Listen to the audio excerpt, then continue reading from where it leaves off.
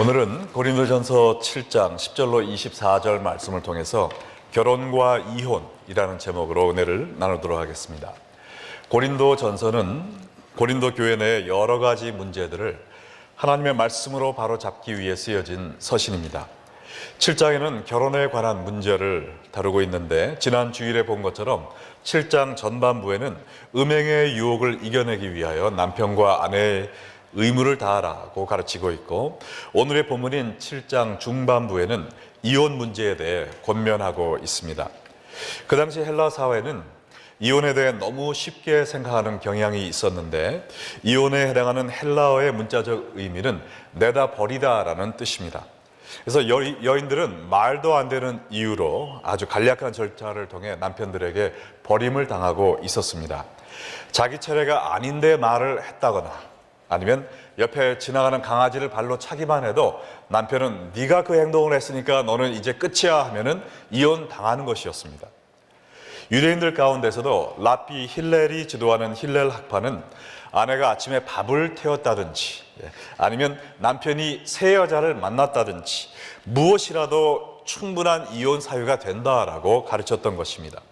그래서 고린도 교회 성도들 가운데 이 타락한 사회와 왜곡된 종교적 가르침에 휩쓸려서 아내를 내다 버리는 일들이 일어나고 있었던 것입니다. 우리가 살고 있는 현대 사회도 고린도 사회 못지않게 이혼이 성행되고 있습니다.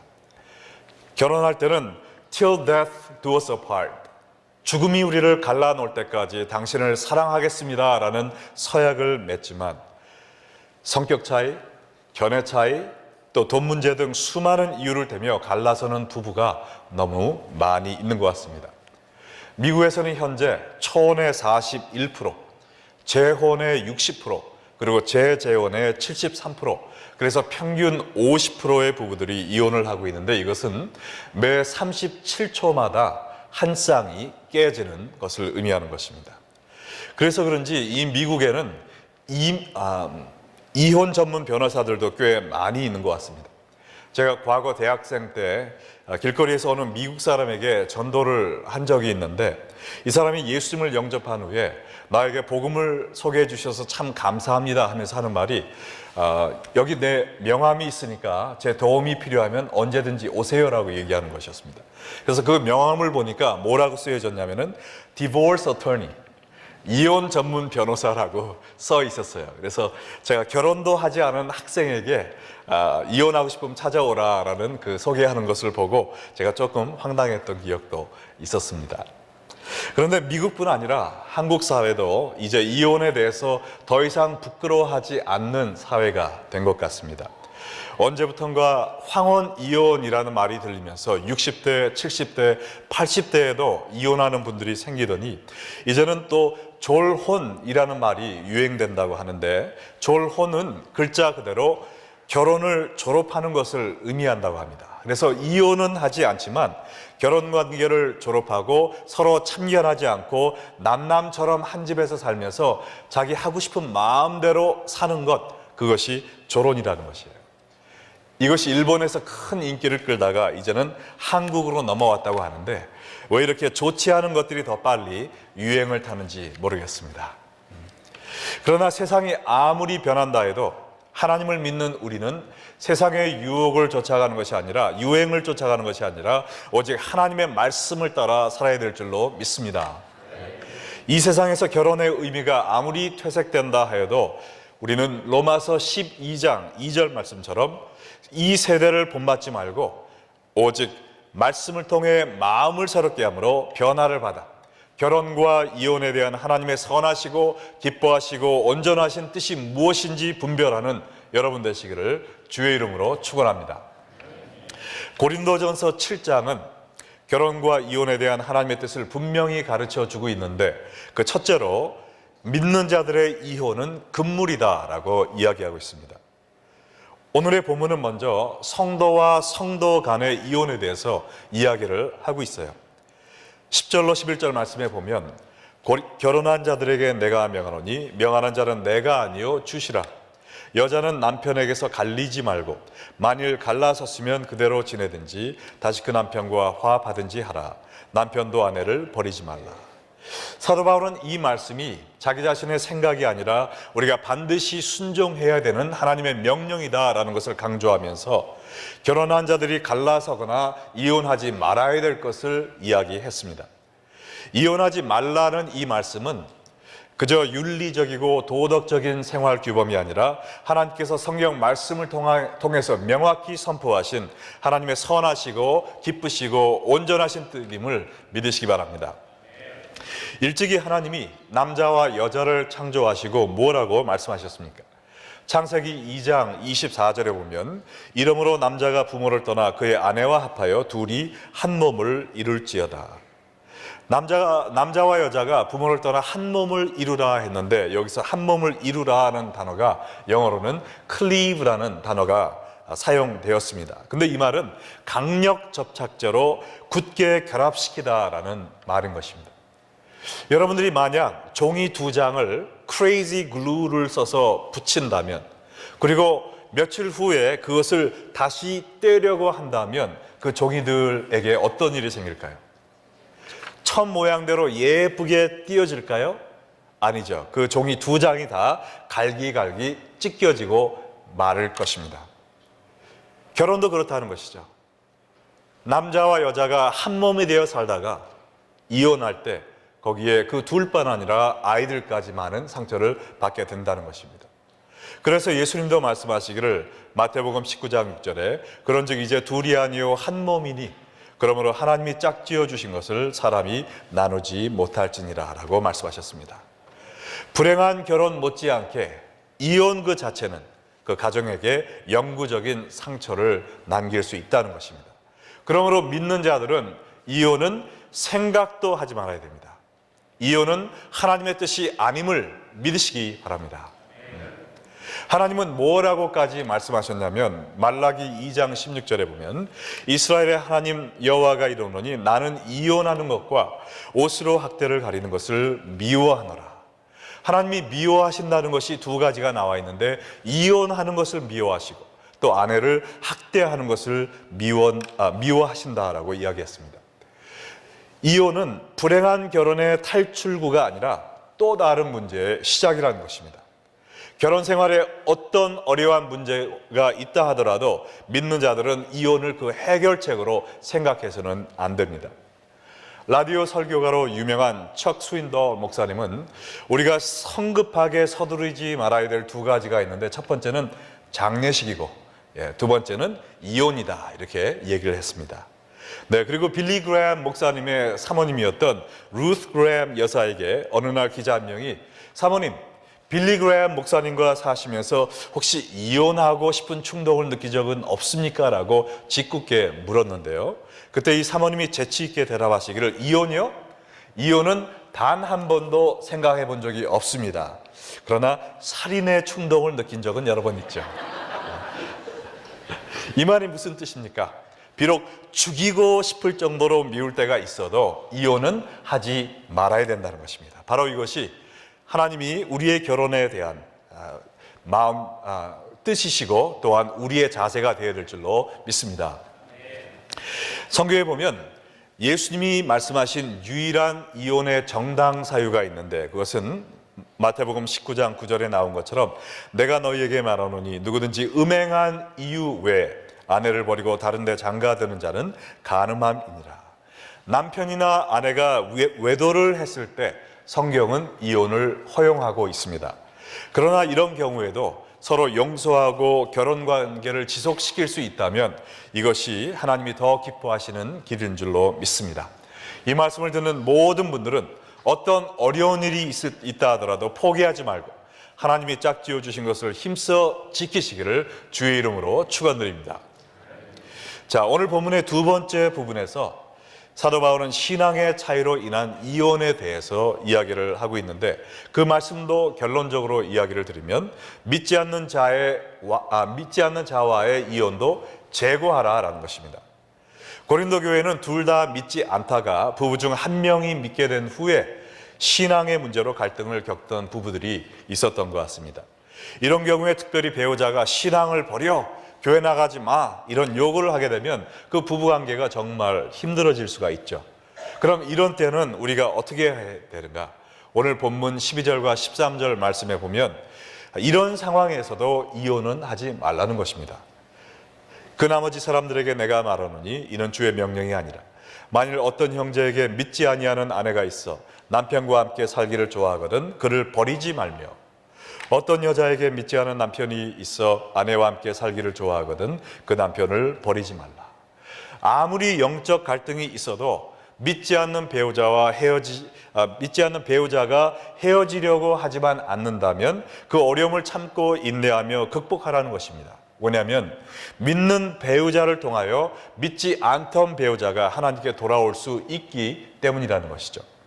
고린도전서 7장 14절에 이야기하기를 믿지 아니하는 남편이 아내로 말미암아 거룩하게 되고 믿지 아니하는 아내가 남편으로 말미암아 거룩하게 되나니 그렇지 아니하면 너희 자녀도 깨끗하지 못하니라. 그러나 이제 거룩하니라 이야기를 하고 있습니다. 남편이나 아내가 예수 믿었다고 그의 배우자가 자동적으로 거룩하여지거나 구원을 받는 것은 아니죠.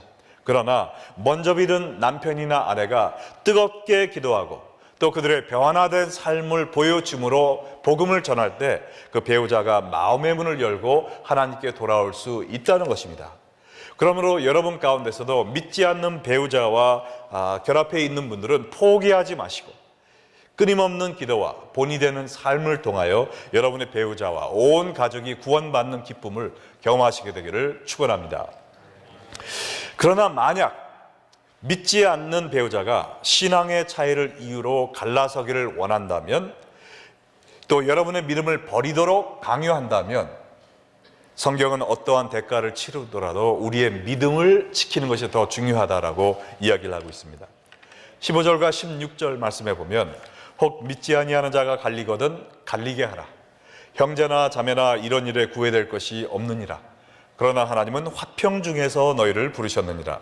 아내 된 자여 네가 남편을 구원할는지 어찌할 수 있으며 남편 된 자여 네가 아내를 구원할는지 어찌할 수 있으리요. 종교적인 이유로 이혼을 강요하는 배우자와 헤어지게 되어도 죄가 아니다라고 성경은 이야기하고 있습니다. 이것이 성경이 이야기하는 두 번째 그리고 마지막 이혼의 정당 사유인 것입니다. 그러나 바울은 곧바로 이야기하기를 그러나 하나님은 화평 중에서 너희를 부르셨느니라 라고 이야기했는데 이 말은 아무리 믿지 않는 배우자라도 그와 화평할 수만 있다면 그것이 하나님이 가장 기뻐하시는 일이라는 것입니다. 이렇게 끝까지 인내하고 기도하다 보면 그 배우자가 하나님께 돌아올 수 있음을 기억하고 포기하지 말고 배우자에게 복음을 전하기 위하여 힘쓰라는 말씀인 것이죠. 제가 전에도 한번 말씀드렸지만 저는 중을 전도한 아내를 본 적이 있습니다. 예수 믿는 아내가 왜 중하고 살게 됐는지 모르지만 혹시 결혼한 후에 아내가 먼저 예수님을 믿은 케이스인지도 모르겠어요. 그런데 이 여인은 17년 동안 중과 함께 살면서 매일 밤마다 남편의 등에 십자가를 그리면서 그 남편의 구원을 위해서 기도했다고 합니다. 근데 아주 머리가 좋았던 아내였던 것 같아요. 그냥 등 긁는 신용하면서 할렐루야 주여 이 영혼을 구원시켜 주시옵소서 하면은 등 긁어준다고 그러는데 싫어하는 사람이 없거든요. 십자가를 막 그리면서 자그마치 17년을 하루도 빼놓지 않고 이 남편을 위해서 기도했습니다. 예수 믿지 않는 중과 사는 기독교 여인도 가슴이 답답했겠지만 중으로서 교회에 출석하는 여자를 데리고 사는 중의 심정은 또 얼마나 답답했겠습니까?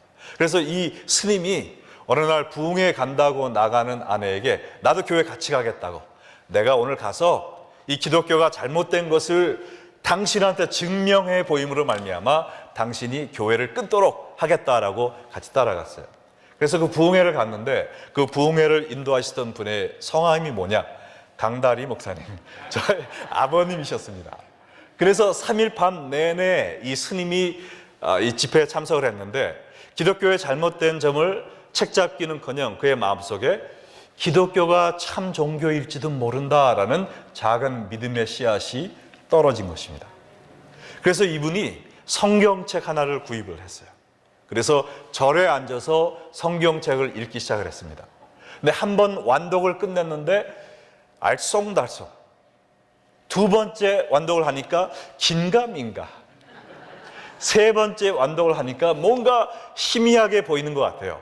네 번 완독을 끝나고 나니까 예수 그리스도가 하나님의 살아있는 아들이심을 확신하는 그 믿음이 그의 마음을 가득 채우게 된 것입니다. 그래서 그날부로 그분이 승복을 벗어버렸어요. 그리고 자기 아내와 또 7 자녀를 용달차에 다 싣고 그 부흥회를 인도했던 강다리 목사님 댁에 찾아온 것입니다. 배를 눌러서 그 당시 초등학생이었던 강민수 어린이가 배를 소리를 듣고 문을 열러 나갔는데 딱 가니까 어느 스님이 서 있는 거예요. 그리고 용달차에 짐이 가득 실어 있고 아이들 7명과 그 아내는 용달차 위에서 저를 쳐다보고 있습니다. 제가 깜짝 놀라서 아버지 빨리 나와보세요 그랬는데 자초지종을 들어보니까 그렇게 된 것이에요. 그래서 그분들이 어디 올 데가 갈 데가 없으니까 저희 집에서 한 달을 같이 살았습니다. 그분들 때문에 저는 한 달 동안 마루에서 잠을 잤다는 거 아닙니까? 근데 그분이 한 달 동안 저희 집에서도 성경만 계속 읽는 거예요. 그렇게 신앙생활을 시작하시더니 마침내 목사님이 되셨습니다. 할렐루야! 스님을 위해 기도하던 아내의 기도도 하나님이 응답하셨다면, 주님을 믿지 않는 여러분의 아내, 남편, 자녀를 위해 기도하는 여러분의 눈물 어린 그 기도 하나님이 들어주실 줄을 믿으십니까? 포기하지 마시고 끊임없이 기도와 또한 변화된 삶을 통해 전도하는 여러분 되시기를 축원합니다. 결혼 생활이 아무리 거칠고 힘들다 할지라도 이혼을 생각하지 말고 믿음으로 인내해야 된다는 거예요. 오늘 말씀 17절에 보니까 오직 주께서 각 사람에게 나눠주신 대로 하나님이 각 사람을 부르신 그대로 행하라. 내가 모든 교회에 이와 같이 명하노라. 이 말씀은 고린도 교회 사람들뿐만 아니라 모든 교회에 속한 모든 교인들에게 주시는 말씀입니다. 우리의 가정생활이 아무리 힘들다 할지라도 그 환경을 탈피하면 내가 행복해지겠지라고 생각하지 말고 여러분이 처한 그 상황에서 하나님을 강하게 붙들라는 것입니다. 이것이 바로 기독교인들의 결혼과 이혼에 대해서 말씀해 주시는 하나님의 세 번째 음성입니다. 처한 상황에서 하나님과 함께 거하라는 것이죠.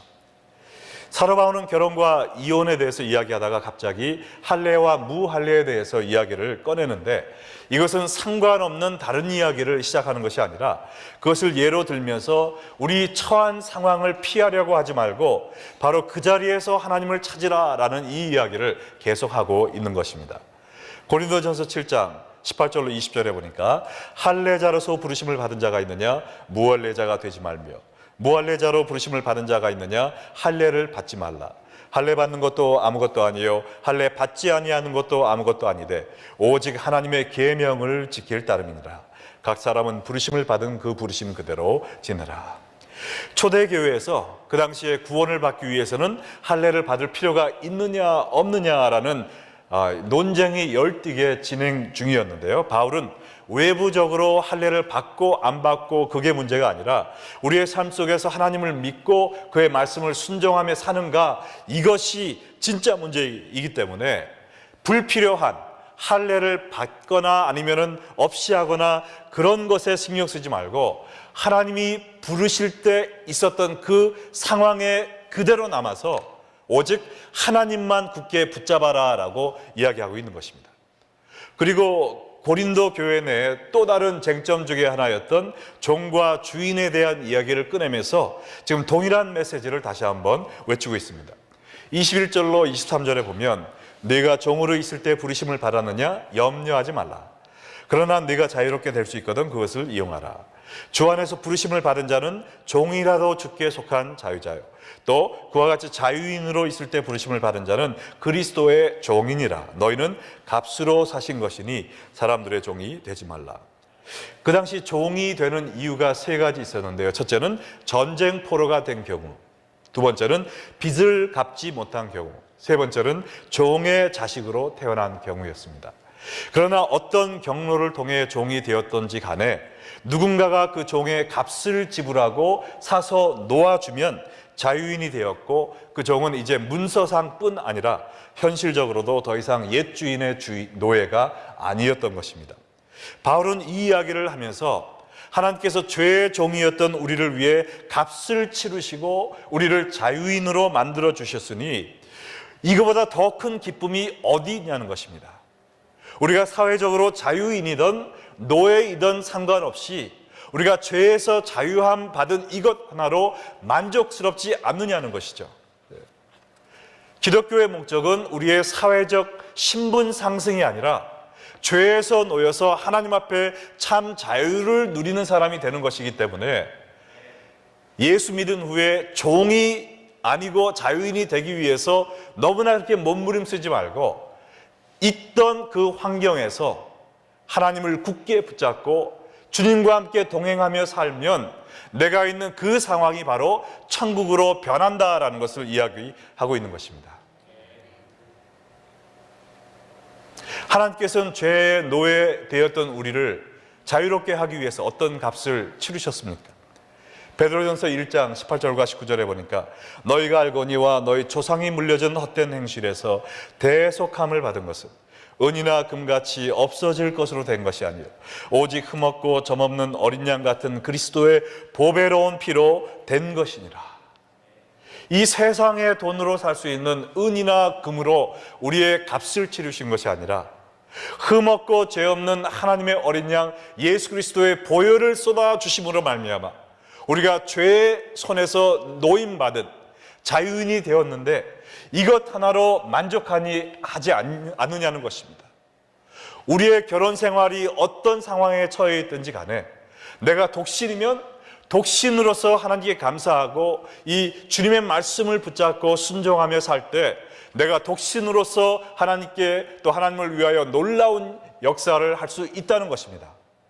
내가 지금 결혼했다면 내 아내가 바가지만 박박 끓는 목소리 높은 여인이라도 내 남편이 술 마시고 주정하는 망난이라도 내가 여기서 탈피해야 행복해지겠다라는 생각을 하는 것이 아니라 내가 있는 이 상황에서 하나님을 붙잡고 하나님의 말씀을 순종하며 나아갈 때 그 상황을 이겨낼 수 있는 또 그 상황을 바꿔줄 수 있는 하나님의 능력을 경험하게 될 것이라는 것입니다.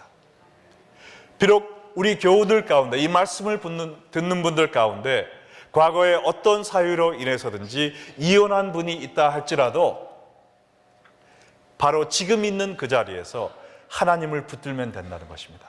주 앞에 회개할 것이 있으면 회개하고 십자가 밑에 모든 것을 내려놓고 이제부터라도 주님이 인도하시는 대로 따라가면 하나님께서 여러분을 복주시고 새롭게 해주시고 귀하게 사용해 주실 줄을 믿으시기 바랍니다. 내가 속한 암울한 상황에서 벗어나야 내가 참 자유를 누릴 수 있다라는 생각을 버리고 내가 있는 바로 그 자리에서 십자가를 붙잡고 나를 위해 쏟아진 예수 그리스도의 보혈에 감사하며 하나님의 말씀을 붙잡고 나아갈 때 바로 그 자리가 천국으로 변한다는 것입니다.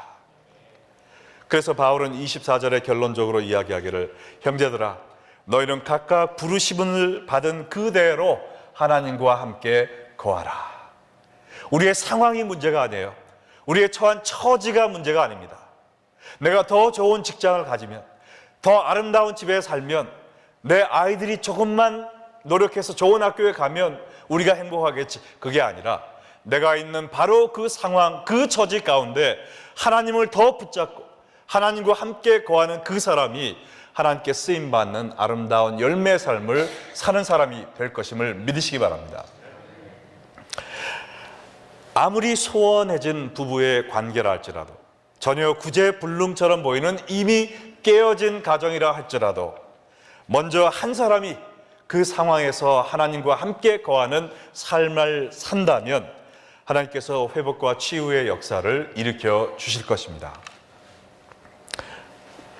저는 지난주에 있었던 너무 기쁘고 감격스러운 만남에 대해서 말씀드리면서 오늘 이 말씀을 마치려고 합니다.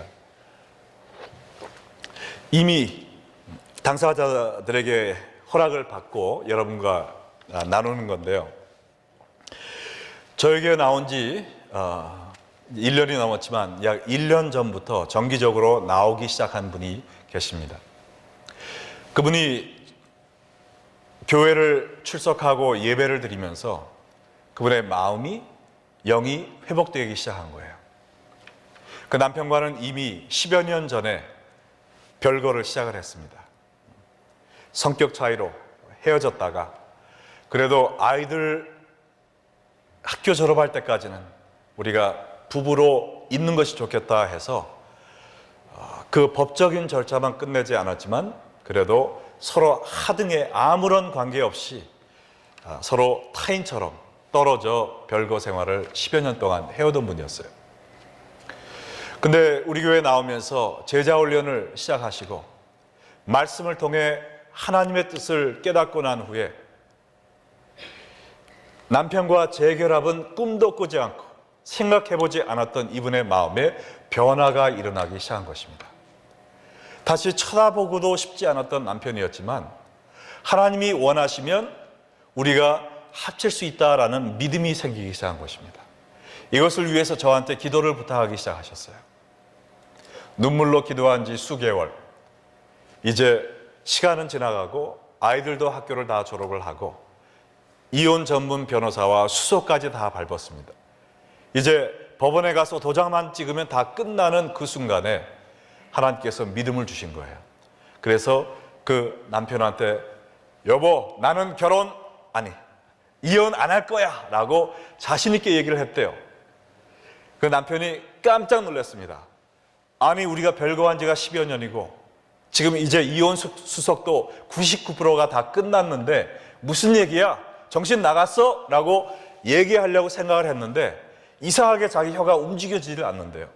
자기의 생각과 마음은 그쪽에 가 있는데 자기 입에서는 이상하게도 그래? 당신이 기도하면 그렇게 될까? 라는 이상한 말이 나오는 거예요. 그리고 그 주위의 다른 식구들도 마음이 변화가 되어서 그 두 사람을 받아들일 마음의 심경의 변화가 기적적으로 일어나기 시작한 것입니다. 그래서 그 두 분이 10여 년의 별거 생활을 끝내고 이제 재결합하기로 결심을 했습니다. 그리고 10여 년 동안 교회를 떠나 있던 남편도 그 기념으로 술도 끊고 이제 교회에 나와서 부부로서 이 레이크뷰 언약교회에서 신앙생활을 다시 시작하겠다는 결심을 했습니다. 할렐루야. 우리 하나님께 영광의 박수 드릴까요? 그래서 교회 나오기 전에 먼저 저와 제 아내와 한번 만나기를 원한다고 그래서 가서 맛있게 잘 먹고 왔습니다. 얼마나 기쁘던지요. 여러분, 하나님이 보기 원하시는 기적이 바로 이거 아닙니까? 10여 년을 남남처럼 살다가 어떻게 그들의 마음이 갑자기 변할 수가 있습니까?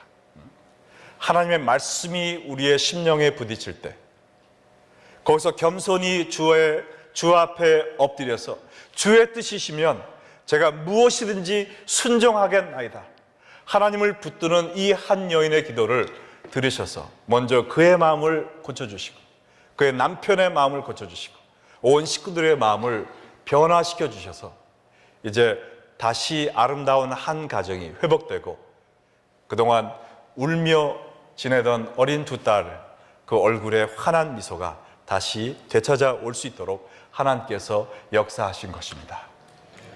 우리의 상황이 아무리 암담하고 다 끝장난 것 같다 할지라도 아직 끝이 아닙니다. 인간의 끝은 하나님의 시작입니다. 내가 할 수 없다 할 때 하나님께 의지하면 하나님은 되도록 만들어 주십니다. 오늘 본문 처음에 뭐라고 그랬어요? 이혼하지 말라. 그러나 이혼했으면 그대로 있던지 아니면 다시 결합하라 그랬습니다. 오늘 여기 이 자리에 예배 드리러 오신 분 가운데 남편과 아내와 행복한 부부 생활을 만끽하고 계신 분도 있겠지만 정말 남편의 꼴도 보기 싫은, 아내를 쳐다보기도 싫은 그러한 어려운 결혼 생활을 영위하고 계신 분도 계실 줄로 압니다. 이미 이혼하신 분도 계신 걸로 알고 있습니다. 그러나 여러분이 있는 상황이 끝이 아님을 믿으시기 바랍니다. 내가 이 지옥 같은 관계를 끝내야 인간답게 한번 살다 죽겠다, 그런 생각하지 마시고요. 내가 있는 바로 그 처한 환경에서 하나님만 붙잡아 보시기 바랍니다. 예수 그리스도의 십자가의 보혈을 바라보시기 바랍니다. 그리고 그 앞에 엎드려 하나님의 말씀을 순종해 보시기 바랍니다. 그러면 그 지옥 같던 그 가정이 천국으로 변하는 모습을 보게 될 것입니다. 이미 남편과 끝낸 사이라 할지라도 혹시 하나님께서 감동 주시면 재결합을 하는 역사가 여러분의 가정에서 이루어지기를 간절히 소원합니다. 하나님은 무엇이든지 그를 믿고 순종하는 자를 통해 이루실 수 있습니다. 우리 교회를 통해서 정말 하나님을 사랑하고 십자가의 보혈에 감격하여 주님의 말씀을 순종하려 하는 자들에게 이러한 회복과 치유의 역사가 날마다 일어나는 복된 삶 경험하시기를 예수 그리스도의 이름으로 축원합니다. 네, 같이 기도하시겠습니다.